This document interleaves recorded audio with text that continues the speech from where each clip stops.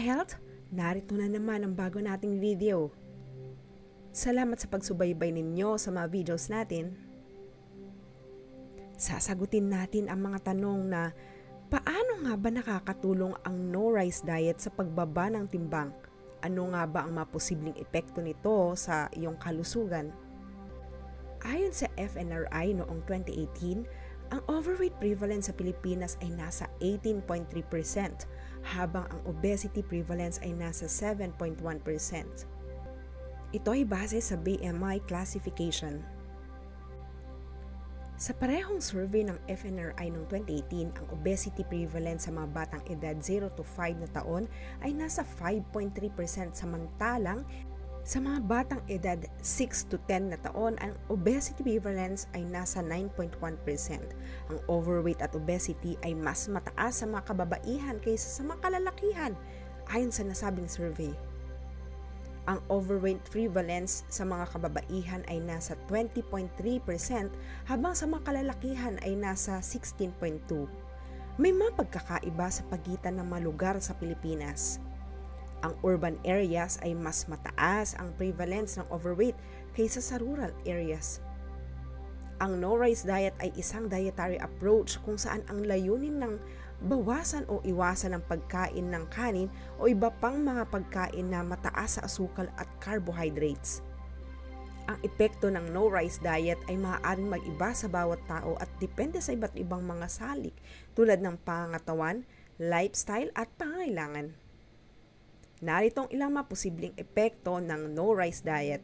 Ang pagbawas ng pagkain ng kanin at iba pang mga mataas sa carbohydrates na pagkain ay maaaring magdulot ng pagbaba ng timbang sa ilalim ng tamang kalagayan.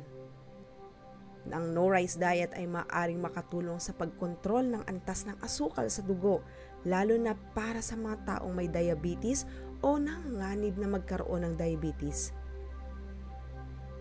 Ang ilang tao ay maaaring makaramdam ng kakulangan sa enerhiya sa simula dahil ang mga carbohydrates tulad ng kanin ay ang pangunahing pinagmumulan ng enerhiya. Subalit, ang katawan ay maaaring mag-adjust sa paggamit ng ibang pinagmulan ng enerhiya tulad ng taba pagkatapos ng ilang panahon. Ang pag-iwas sa kanin ay maaaring magdulot ng kakulangan sa ilang mga mahalagang bitamina at mineral na kadalasang matatagpuan sa mga whole grains. Mahalaga na siguruhing may tamang pagkakabalanse ang iyong mga dieta para masiguro ang sapat na pagtanggap ng mga kinakailangan na nutrients. Ang pagbabago sa iyong pagkain ay maaaring makaapekto sa kalusugan ng iyong tiyan. Iwasan ang sobra-sobrang pagbabago sa iyong dieta ng biglaan upang hindi makaapekto sa iyong tiyan at sistema ng digestive. Ang epekto ng no-rice diet ay maaaring mag-iba depende sa personal na kalagayan ng isang tao. Ang pag-adapt ng isang diet na walang kanin o anumang pagkain na mataas sa carbohydrates tulad ng no-rice diet ay maaaring magkaroon ng ilang epekto sa digestive system. Ang pagkakaroon ng diet na mababa sa carbohydrates, kagaya ng no-rice diet, ay maaaring makatulong sa pagkontrol ng antas ng asukal sa dugo. Ito ay dahil ang pagkain ng carbohydrates ay nagreresulta sa pagtaas ng asukal sa dugo at sa pag-iwas dito ay maaaring mapanatili ang mas mataas na antas ng insulin at sa mas stabil na blood sugar levels. Ang katawan ay kumukuha ng enerhiya mula sa carbohydrates, lalo na sa mga simpleng carbohydrates tulad ng mga matatamis at harina. Sa mga pag-iwas sa mga ito, maaari kang makaranas ng pagbabago sa pinagkukuhanan ng enerhiya, kung saan ang katawan mo ay magsisimula na kumuha ng enerhiya mula sa taba. Ito ay maaaring magdulot ng pagbaba ng timbang, ngunit maaari ring magdulot ng mga sintomas tulad ng pagod o init ng katawan habang nag-a-adjust ang katawan sa bagong fuel source.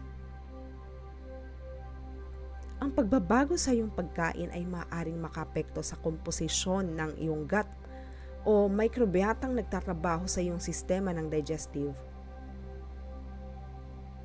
Ang ilang mga tao ay nakakaranas ng pag-urong ng mga issue ng tiyan tulad ng pag-constipate o pag-irita ng tiyan kapag nagbabago ang kanilang pagkain. Ang pag-iwas sa kanin at iba pang mga carbohydrates ay maaaring magdulot ng kakulangan sa ilang mga mahalagang nutrients na karaniwang matatagpuan sa mga ito. Mahalaga ang wastong pagpaplano ng pagkain upang masiguro na natutugunan pa rin ang mga iyong mga pangangailangan sa nutrients. Salamat sa pagtutok sa ating video mga ka-health. Kapag nagustuhan mo ang video na ito at nais mong manatili sa pag-updated sa iba pang mga kaalaman tungkol sa kalusugan at nutrisyon, huwag kalimutang mag-subscribe sa ating channel. Ilagay ang inyong mga tanong at suhestyon sa comment section at naisin ko lang na ipaalam sa inyo na nandito ako para sa inyong mga katanungan tungkol sa kalusugan. Habang patuloy tayong nagtratrabaho para sa mas malusog na pangangatawan, tandaan, na sa simpleng pababago ng ating lifestyle, masusundan natin ang landas tungo sa mas malusog at mas matagumpay na buhay. Hanggang sa muli mga ka-health!